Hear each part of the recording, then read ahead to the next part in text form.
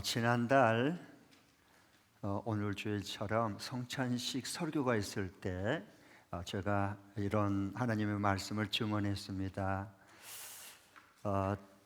야곱처럼 하나님이 우리 인생이 한번 꺾으셔야 됩니다. 우리를 꺾어줘야, 그래서 우리가 루벤처럼 장자의 복을 다시 회복할 수 있다. 새로운 변화가 일어난다.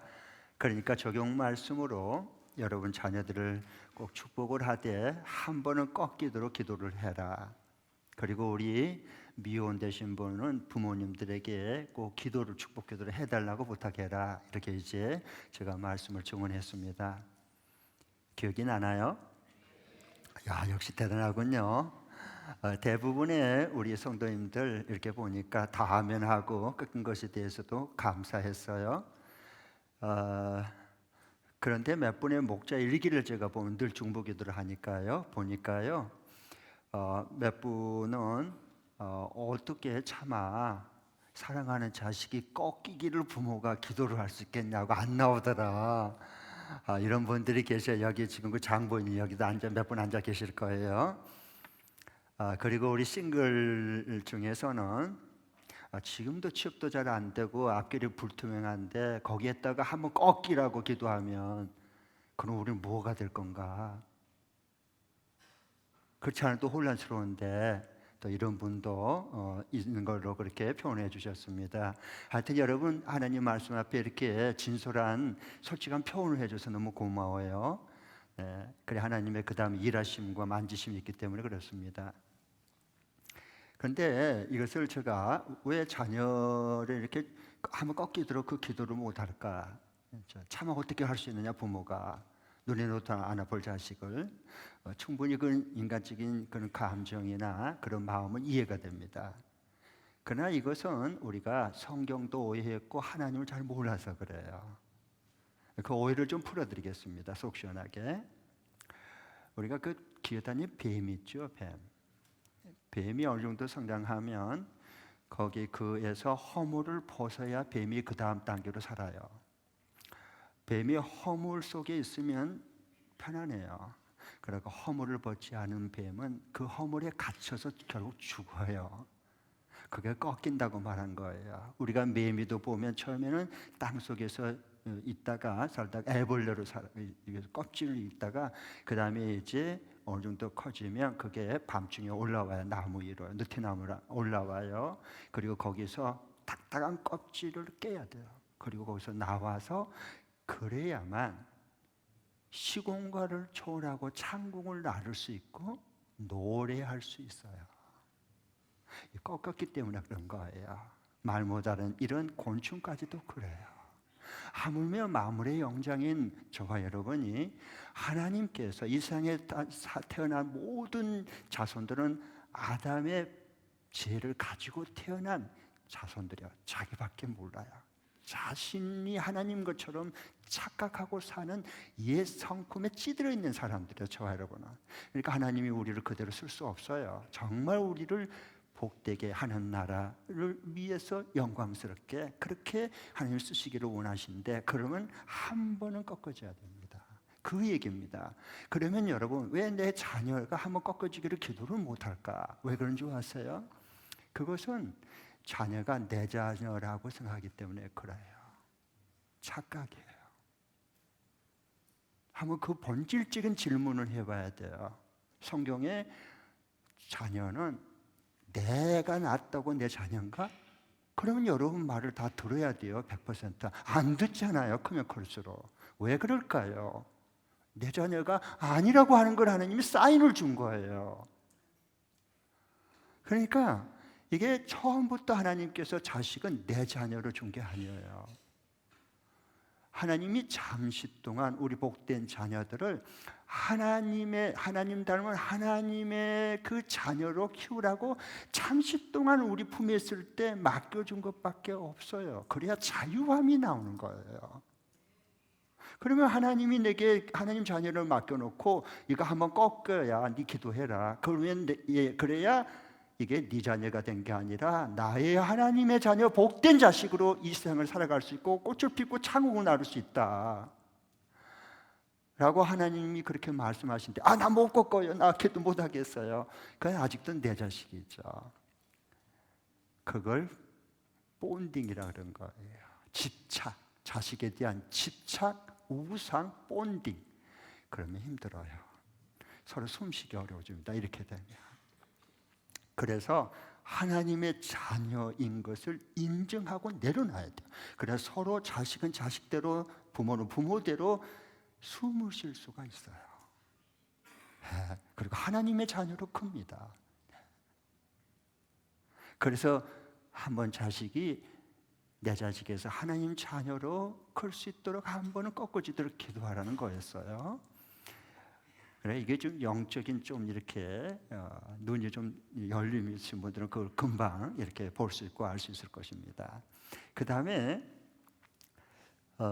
또 다른 하나 부분은 뭐냐 하면, 앞길에 대한, 특별히 우리 자녀들의 진로나 우리 요즘 청년들의 앞길이 만만치 않아요. 전에 같으면 대학에 들어가면 졸업하기 전에 4학년 전에 이미 대기업 회사에서 다 스카우트 했었어요. 좋은 조건에. 지금은 졸업을 해도 졸업 안 하고 싶어요. 휴학해요. 왜? 취업이 안 됐는데 어떻게 해요? 졸업해버리면. 지금 그런 상황이에요. 그러니까 진로가 앞길이 너무 불투명하고 불확실하고 불안불안하는 거예요. 그것을 제가 모르는 게 아니에요. 그러기 때문에 한 번을 꺾어줘야 되는 겁니다. 그래야지 정말로 내 삶 중에 앞길이 예수님이 내 인생의 길이 되는 거예요. 그 길이 열려야 되는 거죠. 근데 우리 인간의 눈으로 그게 안 보여요, 절대요. 네. 그래서 그때 후에 우리가 하나님께서 우리를 복의 근원이 되게 하시는 건데요. 이제 그 부분이에요. 야곱을 여러분 한번 봐보시기 바랍니다. 야곱을 보면 그는 원래 굉장히 욕심도 많고 남에게 지기 싫고, 그래서 형 장잡고 눈속여 먹고 아버지 눈속여 먹고 뭐 이렇게 더 쟁취하고 그랬어요. 그래서 형에게 이제 죽을 것 같으니까 도망치고 엄청나게 고생 많이 했어요. 차가살이하고 뭐 산 것 같지 않았죠. 그런 고생을 많이 했어요. 또 아내들도 없고 이렇게 됐습니다. 그리고 이제 돌아오는데 형이 20년 동안 칼 갈고 있는 거 알죠? 400명 자기 동생들 다 자고 칼 갈고 지금 잡으러 와서 죽이겠다는 거예요. 그 얘기를 듣고 이 동생 야곱이 형이 성질이 어떤 사람인가 하는 걸 너무 잘 알거든요. 겁이 덜컥 났어요. 분명히 날 죽일 거예요, 잡아서. 그래서 약복강가에서 강을 건너지 못하고 보니 하나님 앞에 내가 어차피 죽게 됐는데, 형의 손에 죽든 하여튼 내가 어떻게 도망칠 수도 없는데 내가 하나님께 기도해야 되겠다. 이 길밖에 없다. 그래서 그 밤새다 약복 나루에서 기도하잖아요. 하는 거 씨름하는데, 그리고 이제 새벽이 되니까 하나님께서 가려고 그래요. 그러니까 날 축복해 주지도 않고, 날 축복해 주고 내가 가셔야 가더라도, 그리고 막 매달리니까 축복을 해주기는커녕 어떻게 하죠? 환도뼈, 엉치뼈를 쳐서 부러뜨려 버려요. 꺾어버려요. 그래서 우리가 하나님을 알기가 어려워요. 아니, 죽을 지경이 됐으면 축복을 해서 그걸 지켜주고 살려줘야지. 멀쩡한 환도뼈를 뚝 불러가지고 쩔뚝쩔뚝하게 걷게 만들면 이제 도망치지도 못하게 생겼네. 옛날에는 막 도망쳤는데, 그래서 살아났는데. 그래서 우리가 하나님을, 성경에 나오는 하나님을 알기가 믿기가, 그래서 우리가 어려운 거란 말입니다. 그 눈이 떠지지 않으면 이 하나님을 우리가 받아들일 수도 없고 믿을 수도 없고 따라갈 수가 없어요. 그래서 이걸 보면서 하나님 그 환도뼈를 부러뜨려요. 그리고 물어요. 너 이름이 뭐냐? 저 야곱입니다. 20년 걸렸어. 이 대답하기가 어려워. 나 사기꾼입니다. 나 속이면서 살아왔어요. 눈 속인 자, 살짝 속이는 명수, 저 속인 자예요. 자신이 하나님이 물었을 때 하나님의 임재 앞에 그것을 대답하기가, 사람들은, 이건 야곱은 20년 걸렸어요. 내가 누군가를 모르는 거예요. 다 허상으로 살아요. 다. 그때 하나님께서 말씀하셔요. 너는 이제 야곱 속이는 자 아니야. 너는 이스라엘이라 하리라. 날 이긴 사, 네가 진정한 승리자다. 너의 그 약함 갖추고 싶은 덮고 싶은 그 모든 것을 네가 실제적으로 드러내서 나는 속이는 자, 사기꾼입니다. 너는 이제 나를 이겼다 라고 얘기를 해줘요. 그리고 진정한 승리자로 그 인생을 이제 살아갑니다. 그리고 이곳을 분이엘이라 하리라. 하나님의 얼굴, 너가 오늘 이 나를 만났으니 환도불을 부르고 내가 내게 준 약속을 내가 하나님의 네가 얼굴을 보았다 라고 말해줘요. 하나님의 얼굴을 본 사람이 야곱이었어. 언제 환도표가 부르신 다음에 바뀐 거예요. 그리고 그 다음에 그가 걸어가는데 성경은 뭐라고 증언합니까? 그의 걸어가는 길에 아침에 해가 돋았다. 어느 날인들 아침에 해가 안 돋았겠습니까? 그런데 성경은 분명히 기록하고 있습니다. 그가 걸어가는 길에 아침에 해가 돋았다고. 인생의 진로 새 아침이 그 인생의 귀한 앞길이 활짝 열렸다는 뜻입니다. 그래서 한 번은 꺾여져야 되는 거예요. 모세도 이집트에 40년 동안 그 파라오의 제2인자 공주의 아들로 대제국의 이집트 대제국의 후계자였어요. 후계자 수업 40년 동안 다 마쳤어요. 그런데 자기 힘으로 자기 동족을 괴롭히는 유대인들을 때려서 암매장시켰어요. 그런데 그 들통이 났어요. 파라오가 자기를 죽이려고 찾았어요. 밤새나 도망갔어요. 호렙산으로. 한번 꺾인 거예요. 하나님 꺾어야 돼요. 자기 힘으로 구원하려고 힘도 없어요. 사람 죽여야 때려서. 안 돼요. 그것 가지고는 안 돼요, 여러분. 그래서 한번 모세를 꺾고 난 다음에 야곱처럼 그 후에 목자 생활을 하고 그 다음에 자기 백성을 구원하는 자로 하나님이 모세를 들어 사용하는 거예요. 이분이 하나님이신데 우리의 생각과 우리의 지식을 가지고 그 하나님을 다 이해하겠다? 이해할 수 없습니다. 이해할 수가 없어요. 하나님의 성령께서 우리의 눈을 뜨게 하고 우리로 하여금 믿도록 만들어주고 이끌어줘야 우리가 믿어지는 거예요. 나는 오늘 이 시간 이와 같은 축복이 우리 모두에게 함께 할 수 있기를 바랍니다. 네. 그러면은 야곱의 환도뼈를 치고 오늘 또 이제 야곱이 그 루벤과 그 자녀들 다 이렇게 축복 기도하는 내용이 나오잖아요. 오늘 우리가 읽은 말씀 스불론과 그리고 이사가 그 아들들을 축복하는 예언하는 내용이 나옵니다. 여러분, 그러면은 야곱이 왜 기도했는데 환도뼈가 부러지고 이렇게 왜 이런 성경에 기록을 했을까? 하나님은 그것을 뭘 말씀하고 싶어서 그것을 모세를 통해서 이 사건을 기록하게 했을까? 원래 하나님은 무슨 메시지를 전해주고 싶었을까? 맨 처음에 바로 그 말씀. 저는 그걸 듣고 싶은 거예요. 이것은 야곱의 환도뼈가 부러지고 그 모든 것은 이스라엘이 거기서 나오는데 바로 우리를 하나님의 자녀로 앞으로 만들 거다. 어떻게? 예수님의 옆구리 창자국에 창으로 십자가에 달려 찔려서 물과 피가 쏟아짐으로 사녀를 애를 낳을 때 새 생명을 낳을 때 물과 피가 양수와 사녀리 막 쏟아져요. 그러면서 애가 응애하고 나와요. 야곱도 남자고 여자가 아니에요. 예수님도 남자예요. 허리에서 나오는 거예요, 새 생명이. 야곱의 부러진 그 허리에서 12아들이 12남 그리고 1녀 이렇게 나왔어요. 그리고 거기서 12지파 하나님 나라의 공동체가 거기서 나왔어요. 부러진 허리에서 말입니다. 이게 하나님의 일하신 새 생명의 역사예요. 꺾여서 나온 거예요. 그냥은 안 됩니다.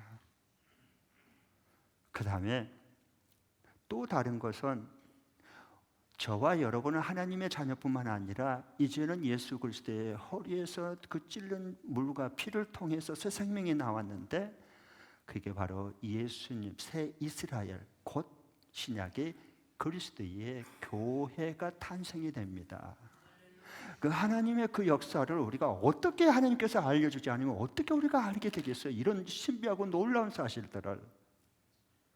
그래서 죄 몸된 교회가 탄생되고, 그로 인해서 교회는 그리스도의 신부로서 예수님과 짝이 되게 만드는 겁니다. 그리고 마지막에는 우리를 예수님의 거룩한 신부로 삼기 위해서 이런 과정을 진행하고 있습니다. 그래서 마지막 때 우리는 어린 양의 혼인잔치로서 어린 양이신 그 예수님의 그 사랑 속에서 우리는 교회인 저와 여러분은 그리스도의 신부로서 인생을 어떻게 마칠 건가? 날 위해 죽으시고 날 위해 보혈의 피를 흘리시고 나를 구원해 주시고 그리스도의 몸된 몸으로 만드시고 신부로 삼아주신 그 예수님과 혼인잔치, 인생의 가장 이 땅에 즐거운 결혼잔치, 그 신부로서 예수님과 함께 영원히 살 겁니다. 이것이 이 땅 위의 결혼식에 조금 맛을 보게 해준 거예요. 그건 모형이고 실체는, 완성은 어린 양의 혼인잔치를 조금 이 땅 위에 경험하게 해준 것밖에 없어요. 이 놀라우시고 크신 우리가 이 세상에 태어나기 전에 우리를 예수님 안에서 선택하시고 언약 안에 세우셔서 이렇게 지금도 우리를 예수님 닮아가는 거룩한 사람으로 신부로 만들어 가시는 그 주님의 손길 아래 우리가 있다는 겁니다. 장래 자꾸 우리가 이게 내일이 불안하고 자녀들의 진로가 불안하고 어떻게 안 되면 어쩌지, 또 이번에 또 이것이 또 되면 큰일 난데 큰일 어떻게 하지, 막 이런 게 우리 자신도 그래요. 사업이나 회사나 다 마찬가지입니다. 얼마나 불안하고 초조해요. 그러니까 자꾸 쫓겨 사는 거예요, 인생을요. 쫓아갈게요. 표대를 향해 부르심의 상을 향해 달려가는 사도 바울이 주님 만난 다음에는 그건 절대 쫓겨 살지 않았어요. 내 부르심의 상, 하나님의 부르신 삶의 목표점이 분명하지 않으면 우리는 쫓겨 살아요. 나이에 쫓기고, 세월은 자꾸 흘러가고 나이 먹으니까 학력에 쫓기고, 누가 알까봐 학력에 쫓겨. 그리고 뭐냐, 건강에 쫓겨. 그래서 뭘 자꾸 먹으려고 그래요. 막 마음껏 막 먹으려고 그래요. 그러면 건강해진 줄 알고 부작용이 일어나요. 그러면 아니에요. 우리 인생의 마지막은 예수님 안에서 혼인잔치로 이미 완성될 것을 성경에 미리 다 우리에게 약속해 주셨고 그걸 이루어 가시고 계세요. 얼마나 복된 삶이에요. 그러면 오늘 하루하루를 어떻게 살아야 될 것인가? 딱 해답이 나오잖아. 진리이신 살아있는 말씀이 있잖아요, 우리에게요.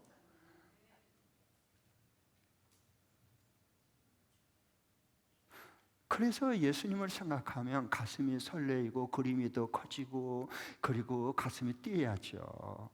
어? 마라나다 주 예수여 어서 오시옵소서. 당연히 신부들이, 어린 양이 신부들이 부를 노래 아니에요? 그리움과 설레임으로. 당연하죠, 그건요. 오늘 여기 말씀에 보면 첫 번째 13절에 보면 스불론에 대한 야곱의 예언과 축복이 나오고 있는데요. 먼저 13절 한번 읽어보겠습니다. 시작. 스불론은 바닷가에 살며 그 해변은 배가 정박한 항구가 될 것이다. 그의 영토는 시도니까지 이를 것이다. 예, 스불론인데요. 스불론은 야곱의 이제 첫째 아내인 레아의 여섯 번째 아들입니다. 근데 그가 이제 하는 직업 그는 뭐냐, 바닷가에 산다. 그러니까 주로 어부 생활하고 살 거다, 그거죠. 그리고 갈릴리 바다 지중해 연안에 나중에 중간 지점에 여호수아 그를 통해서 그 뭐니까 땅을, 약속의 땅을 분배받을 때 그 지역을 차지하게 됩니다. 그대로 이루어지게 되죠. 그리고 그의 영토는 시돈까지 이를 거다. 시돈이 항구 도시인데요. 수출입이 굉장히 많이 활발하고 그 활동량이 바다 지중해까지 확대될 것을 예언하고 있죠. 그러니까 이걸 보면서 가나안 주민들 그런데 이렇게 좋은 축복을 받았는데 예언을 받았는데 이 스불론 지파는 너무도 안타깝게 나중에 가나안 그 원주민들과 타협을 해버려요. 혼합해버려요. 그래서 멸시받은 스불론이 되고요. 갈릴리 지역이 됩니다. 스불론 땅에 그 갈릴리 지역 그리고 가버나움이 스불론 땅에 원래 속해 있는 거예요. 이 지파들이 받은 땅이거든요. 근데 이게 깡촌이 되어버려요. 아주 예루살렘 그 이스라엘 수도 예루살렘 사람들은 갈릴리 사람 그러면 아이고 저거 촌뜨기들 저것들 못 배운 것들 이랬거든요. 아주 무시하고 멸시를 받았어요. 그게 이제 스불론의 지파들이 받은 땅이었습니다. 그런데 재미있는 것은 언제나 구약은 신약으로 보고 신약은 예수님으로 보라 그랬어요. 그 관점이 열려야 성경이 보이고 예수님이 보여요. 그래서 여기 보면 예수님이 자라나신 곳이 어디죠? 나사렛. 그게 스불론 땅이었어요. 갈릴리 나사렛이었어요. 그리고 예수님이 공생의 3년 동안 하나님 나라를 위해서 30대 때부터 하나님 나라를 위해서 공생애를 사역을 할 때가 주로 어디였죠? 저 갈릴리 지방이었어요. 스불론 땅이었습니다. 그래서 갈릴리와 가버나움 중심으로 사역을 하게 되죠.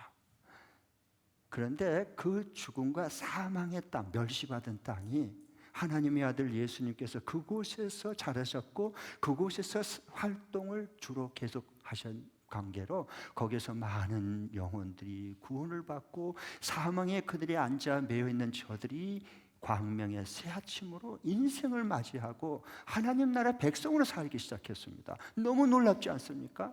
하나님의 아들 예수님이 약속한 대로 오셔서 그럴 거예요. 이 주님, 진리신 주님이 오시고 만난 사람은 어둠 가운데 거하지 않습니다.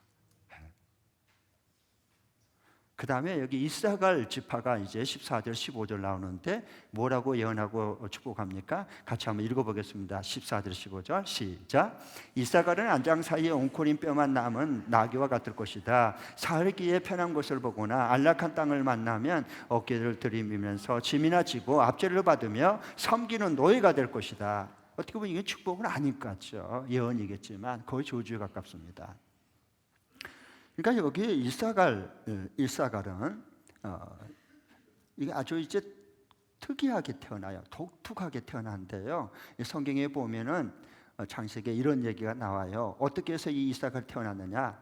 원래 야곱은 이제 원래는 두 아내가 있었죠. 자기가 레아와 첫째 아내, 둘째는 라헬인데요. 그리고 나중에 이제 여종들이 하나씩 달려서 이제 네 아내가 되는데. 원래 진짜 야곱이 죽도록 사랑하는 사람은 누구예요? 라헬이었어요. 라헬. 얼마나 사랑했는지 7년을 수일처럼 여겨졌어요. 여러분도 그런 축복이 임할 수 있기를 바랍니다. 그 반대인 사람이 있죠. 같이 지내면 이 인간하고 지내면 이 수일이 7년보다 더 길게 느껴진 이런 부부도 있을 거예요. 그런데 이 야곱은 나이를 얼마나 사랑했는지 7년을 수일처럼 밖에 여기지 않았어요. 그 정도로 사랑했어요. 그런데 첫째 아내인 이건 이제 장인어른한테 속았는데 첫째 그 아내가 된 레아는 마음에 없어. 결혼을 했지만 마음에 안 가. 이 가운데 마음에 안 간 부부가 있잖아. 결혼해서 애를 낳고 살기는 사는데 다 성경은 우리들이 살아가는 얘기들이에요. 딴 나라의 얘기가 아니에요. 성경은요. 결혼해서 애까지도 빵빵빵 많이 낳는데 마음이 안 가. 하지. 그게 이제 야곱의 첫째 아내인 레아였어요. 그런데 그 당시에는 아들을 낳는 게 굉장히 중요했어요. 모든 재산과 모든 권리가 다 글로 넘어가기 때문에 그래요. 그래서 이제 라헬은 경쟁심이 많은데 언니는 어쩌다가 남편하고 자면 애가 생겨버리고 입도 타고. 그런데 이제 자기는 그렇게 애를 낳으려고 몸부림치고 아무리 해도요 애가 안 생겨. 그러니까 안달이 났어요. 이 라헬이요. 그러던 중에 좋은 소식이 하루는 들렸어요. 뭐냐? 그 레아의 맞이가 누구죠? 루벤이에요. 루벤은 뭘 가지고 손에 썼냐? 추수 때에 합한 채를 가졌어요. 자기 나무다 그래요. 합한 채를 가졌어요. 그게 뭐냐? 왜? 합한 채는 그 당시에 체음제였고 임신을 할 수 있는 약초로 여겼어요. 그러니까 이 루벤은 그런 걸 좋아해. 왜? 정욕이 불 끄듯 했으니까. 그런데 관심이 많았어요. 그래서 장자권을 나중에 잃지 않습니까? 그러니까 그 합한 채를 그걸 가지니까 그 자기 언니한테 라헬이 그게 눈에 쏙 들어왔어요. 저걸 가지면은 먹으면 일단은 자기가 임신할 수 있는 그 길이 열릴 것 같으니까 그렇게 해서 저걸 합한 채를 달라, 날 달라. 나도 얘 갖고 싶다. 얘 갖고 싶으니까. 그러니까 언니가 얘기를 해요. 그러면은 합한 채를 줄 테니까 대신 오늘 밤 그 남편인 그 야곱을 내 방에 들어오게 해라. 잠을 잘 수 있도록. 그러자. 그리고 이제 맞교환했어요. 남편하고 합한 채하고. 그렇게 됐는데, 그러고 나고 있는데 또 딱 레아가 남편하고 딱 잤는데 오랜만에 그것도 한번 잤는데 하고 또 좀 있으니까 임신하고 애가 생겼어요. 그래서 태어난 아이가 누굴까요? 오늘 여기 나오는 이사갈이에요. 이사갈 아셨죠? 네. 이사갈 아주 특이하게 그렇게 태어나게 됩니다. 그런데 이걸 보면서 이사갈이 태어나는데 그 이사갈에 대한 것은 복이 아무리 예언이 이게 복 같은 게 아닌 것 같아요. 그렇죠? 14절 15절 보면 안장 사이에 웅크린 뼈만 남은 나귀 같을 거다. 이사갈은요. 이건 뭐예요? 안장 늘 이렇게 소 달구지 끄는 그 소처럼 말이에요. 뼈만 앙상해가지고 이게 웅크리에 있다가 너무 과로하고 힘이 드니까 버거우니까 뼈밖에 안 남은 나귀와 같을 거다. 그렇게 말하고 15절에는요. 다 같이 한번 읽어보겠습니다. 15절 시작. 살기에 편한 곳이 보거나 안락한 땅을 만나면 어깨를 들이밀어서 짐이나 지고 압제를 받으며 섬기는 노예가 될 것이다. 이거 어떻게 축복이에요? 너무 그 낙이 무거운 짐만 계속 지고 그걸 이동하고 나르고 그러니까 뼈만 앙상하게 남아서 언제나 허헉거려. 그래서 어디 좀 쉴 곳만 있으면 어디 좀 이렇게 좀 잠깐 앉을 곳만 있으면 그런 것만 찾아. 왜냐하면 워낙 피곤하니까 지치니까. 응? 바로 그렇게 이사갈은 될 거다라고 얘기를 해요. 그리고 늘 이렇게 압제를 받으면서 섬기는 노예가 될 거다라고 얘기를 해요. 여러분 이걸 왜 성경에 기록해 놨을까요? 그것은 이 이사갈은 고생을 많이 해요. 많이 지쳐요. 네. 그런데 그 짐을 형제의 짐까지 같이 질 것을 말해주는 거예요. 그러니까 정말 형제의 무거운 짐을 지는데 내 짐만 질 게 아니라 다른 사람들의 짐까지도 내가 져야 할 것처럼 여기는 사람이에요. 그게 이사갈이에요. 우리가 여기서 뭘 증언하려고 하는 것일까요? 이사갈이 잘했다는 얘기가 아니고 누구보다 열심히 뼈 빠지게 그렇게 일을 해서 열심히 잘 살았다 그런 얘기하려고 하는 게 아니라 언제나 구약은 신약으로 보고 신약은 예수님으로 봐라. 앞으로 오실 예수님이 우리 모든 죄인들의 큰 무거운 짐을 지고 낑낑거리고 그 눌려서 하는 죄의 노예와 같은 그들을 주님이 수고하고 무거운 짐진 자들아 다 내게 오라. 내가 너를 편히 쉬게 해주겠다 라고 말씀하신 그 예수님을 증언하고 싶어서 이것을 기록해 놓은 거예요. 우리의 진정한 짐을 져주실 분은 예수님밖에 없어요. 그리고 우리의 죄의 짐을 지고 저주의 짐을 지고 그리고 십자가에서 천벌을 받으시고 우리를 살려내고 건져냈잖아요. 그리고 성취하셨잖아요. 예수님께서요. 수고하고 무거운 짐진 자들아 다 누구에게 오는 거예요? 다 예수님 말씀 내게로 와라. 내게로 와라. 내 짐은 가볍다. 너희들이 쉼을 주고 싶다라고 말한 거예요. 예수님이 져야 될 짐 아니에요. 우리 죄인들이 져야 될 짐이에요. 근데 우리가 끝까지 지고 갈 수가 없어요. 왜? 사망이고 멸망이니까. 그래서 이렇게 지고 가다가 뼈만 앙상하게 남고 어디 좀 쉴 곳이 없나? 어디 좀 잠깐 쉬었다 갈 곳이 없나 기웃거리는 그분이 갈보리로 골고다로 우리 죄인들의 죄를 짊어지고 십자가 지시면서 쓰러지면서 압제를 당하고 채찍으로 노마구멍이 때리면 다시 일어나가지고 또 죽고 가다가 또 쓰러지고 하는 그 예수님의 모습을 정확하게 증언해주고 있습니다.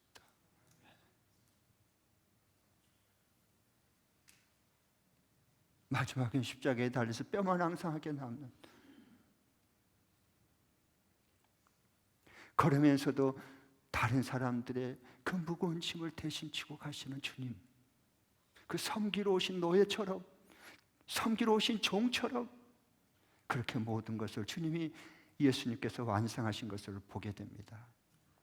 여러분, 우리 주변에도 이 예수님을 닮아서 주님이 그 성령으로 그 마음을 주어서 이렇게 이사갈처럼 어깨에 잔뜩 짐을 지고, 그것도 자기만 짓고 또 버거울 텐데 이웃에게 힘들어하는 사람들 지금까지 같이 지고 가려고 하는 사람들, 그걸 사명으로 여기고 당연하게 여기면서 지고 가는 사람들이 우리 가정에도 있으니까 우리 가정이 살아나고, 우리 가정교회가 있으니까 그 가정에 가정교회가 세워지는 거고, 그게 바로 한국에서 있고 일터에도 있지 않습니까?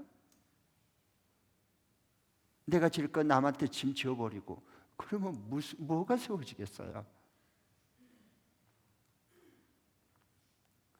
그래서 이렇게 묵묵히 주님의 짐을 내가 질 것, 상대방이 지지 못할 것까지 지고 가려고 하는 그런 사람들이 우리 교회도 꽤 많아요. 우리 목자 목녀들이 그 사역을 하고 있고요. 우리 초원지기 장로님들이 더 앞장서서 하고 있고요. 우리 교육 목자님들, 주방 봉사자들, 자기 밥 해 먹기도 요즘 싫어, 외식해버리잖아요. 그런데 몇백 명이나 되는 그 모든 사람들을 다 일찍 와가지고 준비 다 해서 음식을 준비하고 섬기고 차량으로 봉사하고, 요즘은 다 내 가족만 싣고 수행 갔다가 수행 오고 다 그러지 않아요. 누가 탈라면 왜 탄대? 그러지 않아요. 대중교통 이용하라래. 다 그리 편리하게는 사는 사람인데 그저 자기 승용차에다가 한 명이라도 태우고 가려고 그렇게 해서 오늘도 귀하게 섬긴 분들이 여기 있어요. 그러니까 교회 학교가 세워지고 자녀들이 세워지고 주행음된 교회가 든든히 세워진 거예요. 바로 이런 분들 때문에, 예수님의 그 정신과 섬기는 마음을 가진 사람들 때문에 그래요.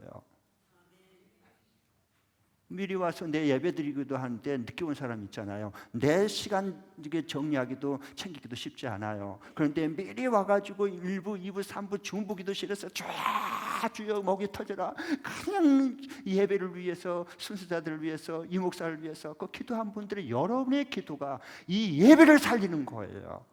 아멘. 너무 고맙고 감사하죠.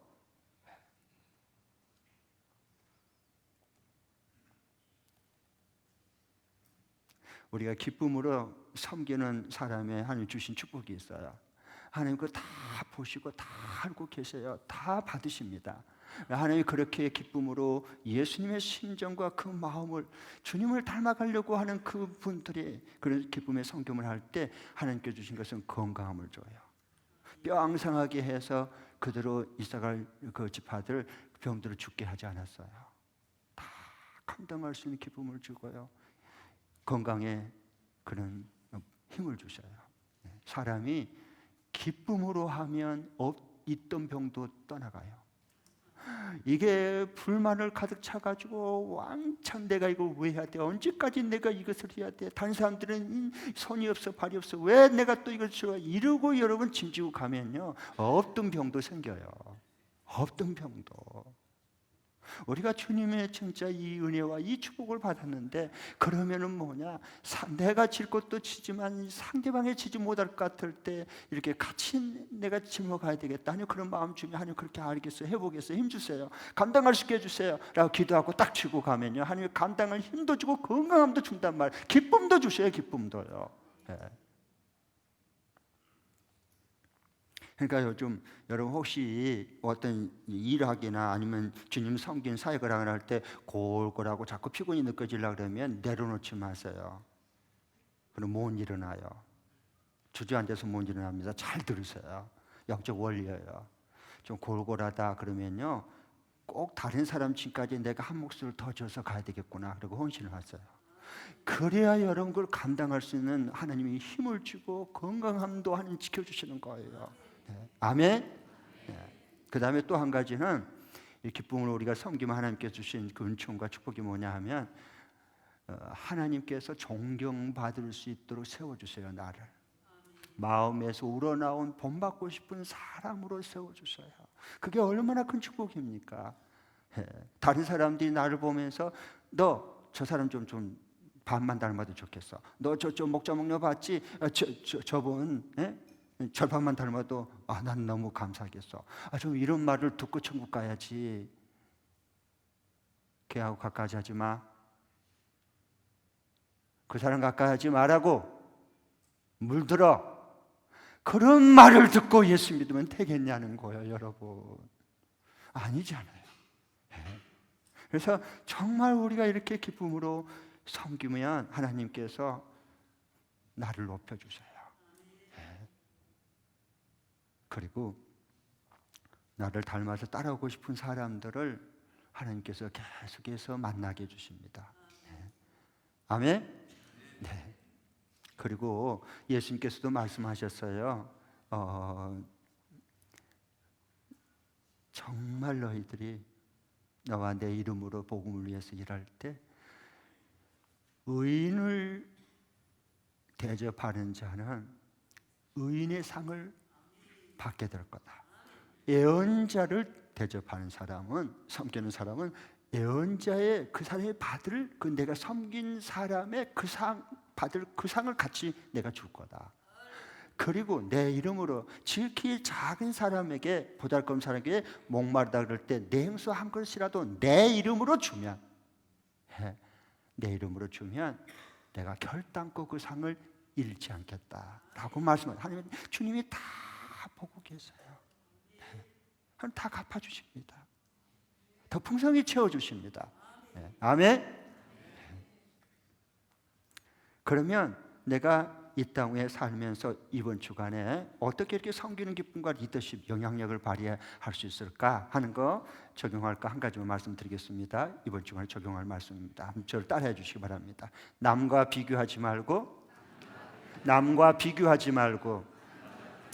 하나님 보냄받은 자로 산다.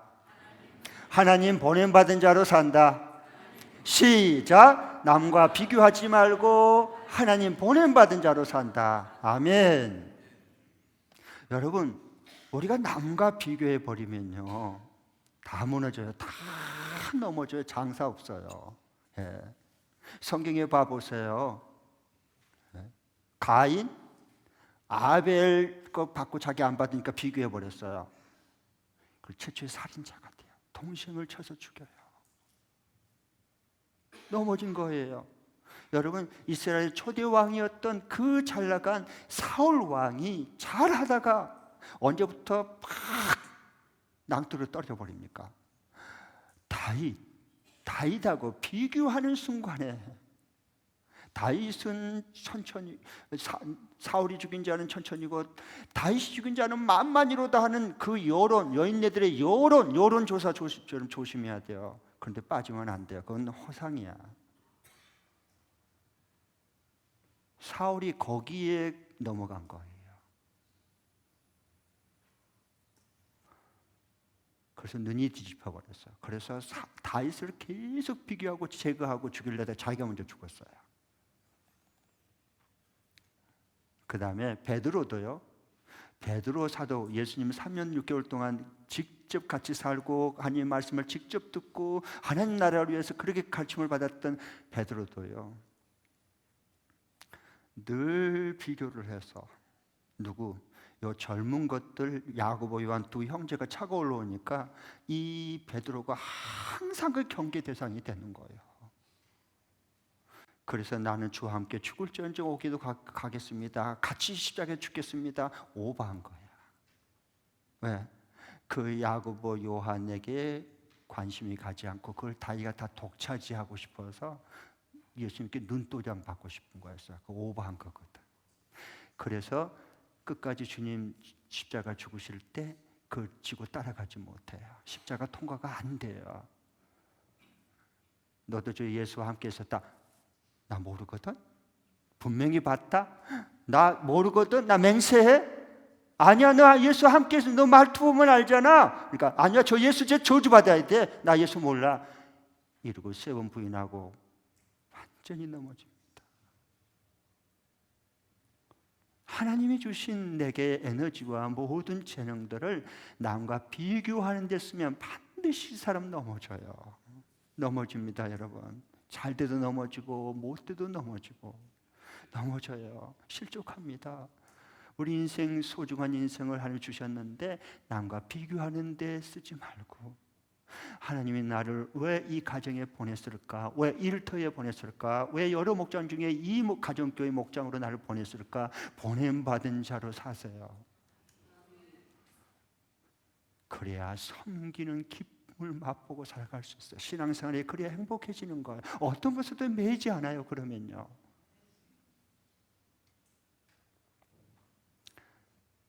그래서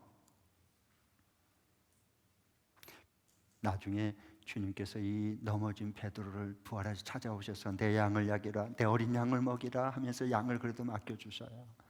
나중에 성령을, 약속하신 성령을 그에게 충만히 부어주셔요. 그래서 나중에 그가 복음을 전할 때 3,000명의 구원의 열매를 맺게 됐고, 그리고 고넬료, 이방인의 고넬료라고 하는 그곳에 주님이 보내셔서 그 편견을 다 깨고 그곳에 보내서 예수 십자가 부활의 복음을 증거할 때 믿지 않는 그 고넬료 그 리더가 예수를 믿고 가족이 다 구원을 받아요. 그래서 유대인들에게만 복음이 전해졌던 그 경계선을 허물어서 하나님은 베드로를 통해서 이방인들에게 복음을 역사가 일어날 수 있도록 주님께서 섬기는 기쁨과 그 놀라운 역사를 베드로를 통해서 이루셨어요. 여러분, 이게 하나님이 하신 일입니다. 예. 그래서 언제나 여러분, 우리 한 주간 살 때 어려운 일도 있고 속상한 일도 있고 이해 안 되는 일 일어날 수 있고, 어떻게 이럴 수도 있어요. 어떻게 좋은 일만 항상 있겠어요. 하루를 하나님께서 왜 밝은 낮과 또 그 대신 24시간 중에 또 12시간은 해가 떠오르게 해서 밝게 일하게 하고, 밤에는 또 어둡게 해서 잠을 자게 했을까요? 하루는 밝고 어둠이 함께 모아서 하루를 이룬 거예요. 우리 인생의 모든 게 마찬가지예요. 여러분, 그래서 우리가 한 주간 동안에 살아가는 동안에 낙심하지 마시고, 어렵다고 포기하지 마시고, 나는 비교하려고 이 세상에 태어난 것도 아니고 나는 하나님의 나라를 위해 파송받은 천국 대사다. 천국 대사요. 내가 이 회사에, 이 가정에, 이 귀한 교회에 파송받은 천국 대사다. 이러고 사는 거예요. 그래야 매이지 않아요. 예. 여러분, 만일의 경우에 외무고시 합격해가지고 내가 그래서 이제 주미대사, 또 힘께나 쓴 주미대사, 주중대사, 주독, 독일 대사 파송받으면 이건 가문의 영광이에요. 그런데 크신 만물의 주권자신 하나님이 나를 이 땅 위에 천국 대사로 파송받아서 산다면 어찌 이때 외무부 대사하고 비교할 수 있겠습니까? 그러면 천국 대사로 살면 언제가 우리가 그 대사는요, 그 본국의 지시를 받아요. 파송받아서 본국의 명령을 받습니다. 우리가 하나님 나라의 하나님의 음성을 지시를 받고 움직인 사람들이 이 땅에 파송받은 천국 대사들이에요. 그리고 치외법권이에요. 여기 주미대사 하면 얼마 전에 담 넘어갔죠. 대학생들이 외치고 좀 범법이에요. 치외법권이에요. 그 대사관의 그 영내는요, 미국이 직접 지켜줘요. 그리고 대사는 파송받을 때는 거기서 열심히 하나님이 하라고 하는 걸 하지만 꼭 본국으로 다시 돌아갈 것을 생각하고 근무해요. 왜? 본국에서 돌아갔을 때 너가 어떻게 했니? 하라고 하는 거라고 결산할 때, 보고할 때를 항상 염두에 두고 사는 거예요. 그러니까 곁길로 빠지지 않아요. 이 세상에 오염되지 않는 거예요. 그게 바로 천국 대사예요. 그래서 늘 저는 주님 앞에 설 때가 늘 설레요. 생각하면 돌아갈래 고향 하늘나라. 주님이 부르면 본국으로 오라고, 천국으로 본향으로 오라면 다시 갈 거예요. 기쁘게 춤추며 갈 거예요. 기도하겠습니다.